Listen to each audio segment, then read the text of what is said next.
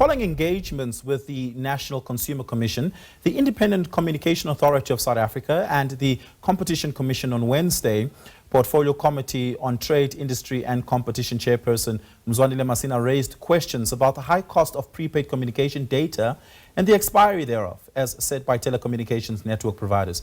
He said this cannot go on any longer and demands the immediate attention of lawmakers to bring reprieve to long-suffering consumers. Telecom companies argue that scraping data and airtime expiry is unfeasible, saying repaid data, bundles and airtime have an expiry date in order to keep prices affordable for South Africans and enable efficient network planning. To help us understand this a little bit better is Mudiwa Gavaza, who's a business as well as a technology journalist.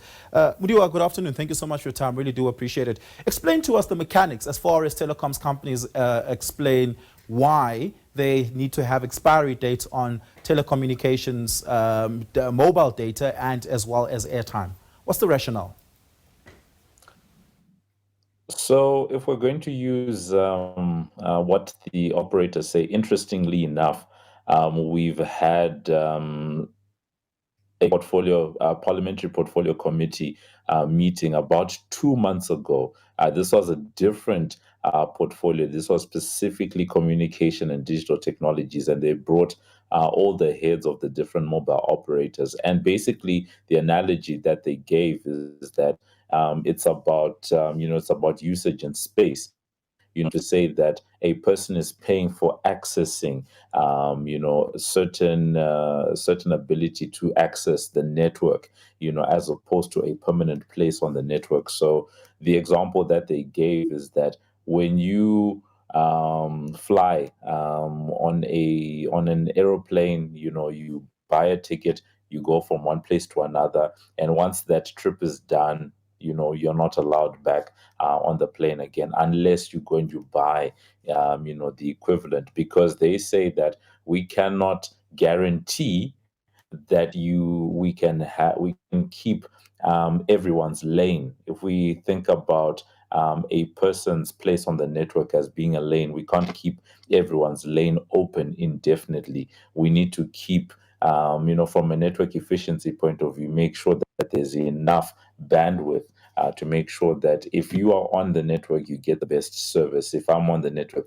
I get the best service. That's the argument that comes from the mobile operators, basically saying, that you cannot give someone indefinite access. The other example that they gave is of parking or seating in a stadium, for example. If you pay for parking, it's usually for a certain amount of time, and no one is going to keep your parking space, let's say at a shopping center, open and open for you indefinitely. You come, you park, you go, as opposed to saying, guys, I paid for parking, and for the next 10 years, that parking space should always be open.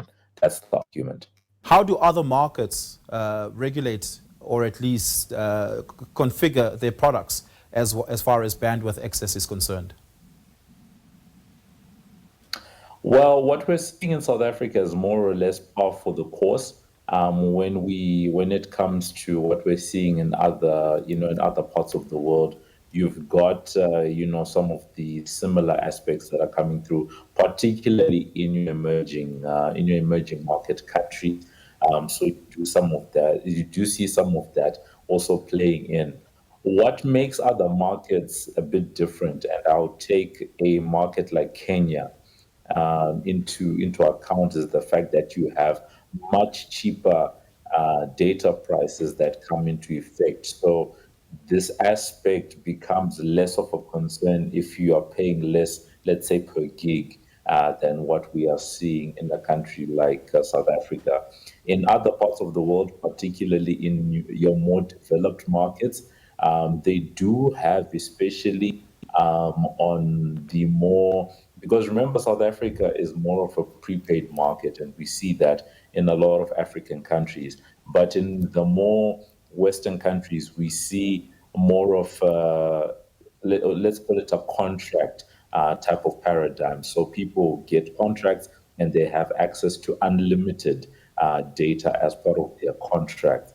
So what makes our situation somewhat different is the fact that one, you are dealing with a prepaid market. Two, you're dealing with data prices that are still relatively high compared to other parts of the world. And then three, the fact that you do have an affordability challenge that needs to grapple with the fact that you've got network operators that still have that profit incentive they need to chase.